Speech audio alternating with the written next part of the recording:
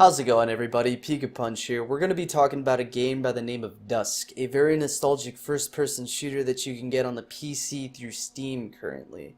It reminded me of games like Doom, Duke Nukem, and Serious Sam, but more than anything, it reminded me of Turok on the N64 because it was one of my first-person shooters, and it was one of the first games to have me glued to the screen trying to figure out enemy spawn patterns and secrets. It's like this game was perfectly preserved and cut out from that era and given to us right now. Well, anyway, this is Pika Thoughts, a series in which I give you my thoughts on games right after I beat them.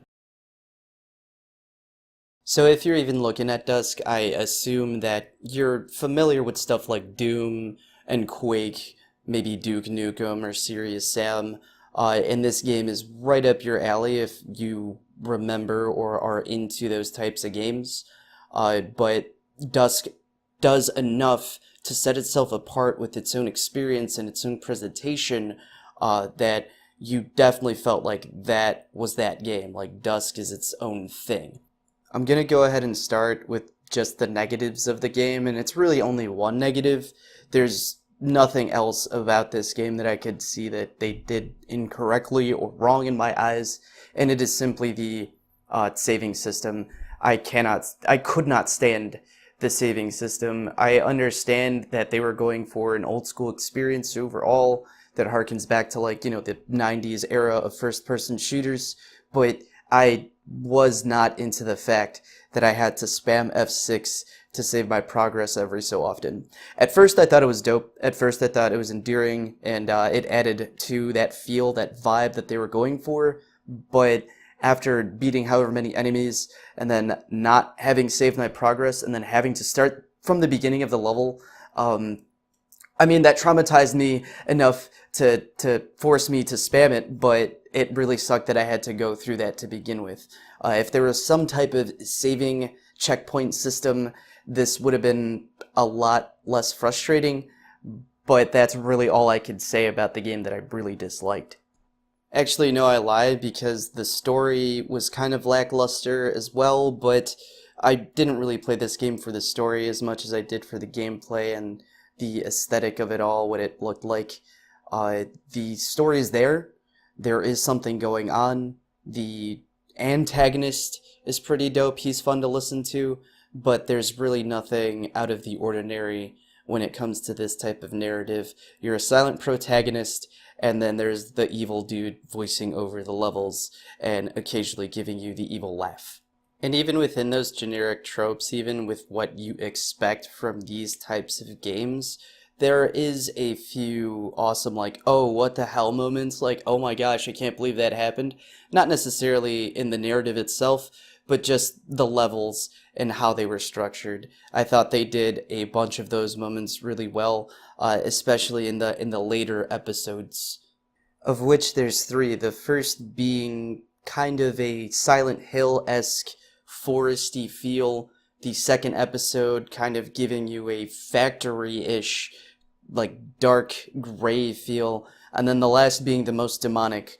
They all increasingly get more demonic as well. There's kind of like a cultish vibe throughout the entirety of the game, but essentially all the narrative is the silent protagonist coming to this town of Dusk and figuring out what these cult peeps are doing, and then I guess I don't know, there's military there for some reason, and then the end is hella hell, but I don't want to say too much more because I guess that's spoilers already. But it doesn't even matter because the gameplay is what we're all here for, at least what you should be here for. It's fast as hell, it expects you to be competent within this media, within this genre, and it doesn't hold your hand whatsoever. There are a few prompts for tutorial, I guess sake, you could say, but it's essentially just hold this to do this, or crouch, or, just very basic minor things. Dusk does a very good job of sticking to its roots and not trying to mess too much with the formula of these types of games. So there's going to be a bunch of backtracking for keys. There's going to be a bunch of flip switching. You're going to get your narrow corridors. You're going to get your open areas, arena style shootings.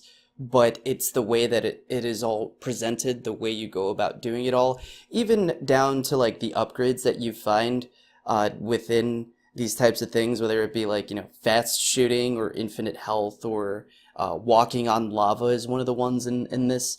I thought that they implemented all of these tropes, all of these things that you would find from a game within this era, and made it very much their own. The game's pacing never lets it dwell within a certain feeling.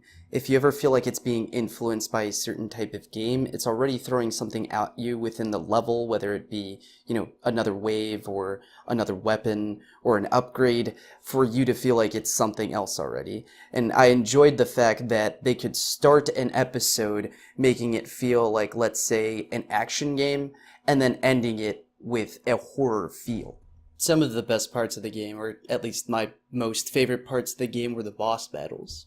Like, this game could have done without boss battles. It could have been just these awesomely, curated and crafted levels. But they gave us all of these boss levels, or not levels, but encounters in which we were like, oh shit, almost every time. The reveal of each one, the build up to every boss was super fun, and I felt those were the most memorable moments, despite all of them being bullet sponges, despite them not being much more than something to shoot at. They were all very unique in their presentation and the way that they were designed. And some of the game's humor actually comes from those boss battles. There's not much there. It also doesn't really take itself all that much, all that seriously.